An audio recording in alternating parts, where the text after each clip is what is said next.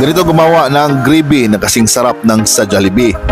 So shout out Crusilda sa Banal sa nag-request ng tutorial na to. So ito na po yung requested mo. Tuturuan kita kung paano gumawa ng gravy na hindi ka mahirapan magtansya ng lasa.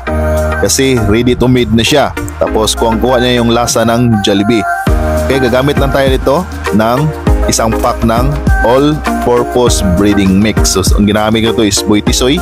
Kasing tisoy ko. Kasi mura lang. 12 pesos lang to. So nakakatipid kayo. Hindi na kayo mahirapan pang tansya ng lasa ng gravy ninyo. So ang ratio ng isang pack nito guys is 2 tubig. Oy, ayun, pasaan ka dyan. Isang 2 tubig, 2 basong tubig. Ikaw ba? So ito guys, 2 basong tubig yung ratio ng isang pack ng all-purpose breading mix natin. So lagyan natin itong 2 tubig. Make sure lang guys na kung sa akin hindi ko na ito tansya. Pinakita ko sa inyo kung ano talaga yung tamang ratio kasi sanay na akong gumawa ng gravy. So 2 basong tubig guys, haluin na ninyo. Huwag nyo gawing 2 basong lahat kasi matubig na yon. Okay, so madali siyang mapanis. So dapat 2 talaga. So, kahit anong breading mix na gagamitin ninyo, yung crispy fried, 2 baso lang talaga yung ratio ng tubig. So ilagay lang natin guys sa mainit na pan. Okay, halo-haluin na lang natin yan hanggang makuha natin yung tamang consistency na hinahanap natin o yung lapot na hinahanap natin. Diba?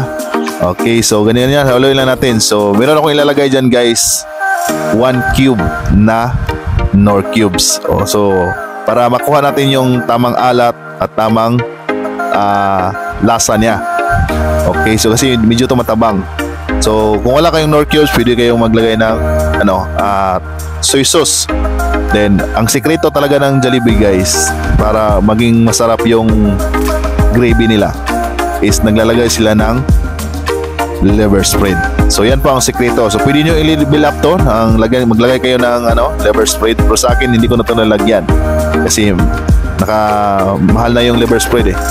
So dito nakatipid na ako dito. So pero same lang sila ng lasa ng gravy ng Jollibee. So subukan nyo itong gawin nyo sa bahay nyo guys. Talagang hindi magsisisi yung mga anak nyo. Hanapin to ang gravy na to.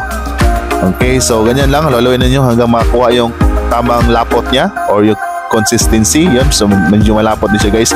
Pag nakuha na yung lapot guys, dapat patay nyo yung apoy. Or sa akin ganito is naka-electric ako, iangat nyo yung pan. Haluin nyo hanggang makuha talaga yung yung tamang lapot. Pero dapat wala na siyang apoy kasi madaling tumigas to. So ganyan lang. So sa akin pinatay ko na yung apoy. So inahalo ko lang para makuha talaga yung tamang lapot niya. Okay, so iangat nyo. Sa akin inangat ko to kapag electric yung gamit nyo. Pero pag nakagasol kayo or gas stove nyo ginamit niyo, patay nyo yung apoy. So haluin lang hanggang makuha yung tamang lapot kasi yung init ang dyan. Kasi pag hindi nyo pinatay yung apoy talagang titigas to. So yung textures niya is papangit. So ganyan na, haluin nyo lang. Okay, so tama to guys, platings na tayo. So yan po yung gravy ng Jollibee. So kung susubukan nyo to, tapos i-compare nyo yung lasa sa Jollibee, talagang hindi sila magkalayo. Pero kung gusto nyo makuha yung lasa ng gravy ng Jollibee, maglagay kayo ng liver spread. So ito na yung guys, ready to taste na.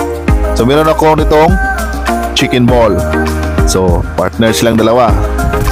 So subukan natin. Ayun, unang subo para sa magandang nanonood. Salamat guys, follow and share para marami pang makaalam sa tips na to.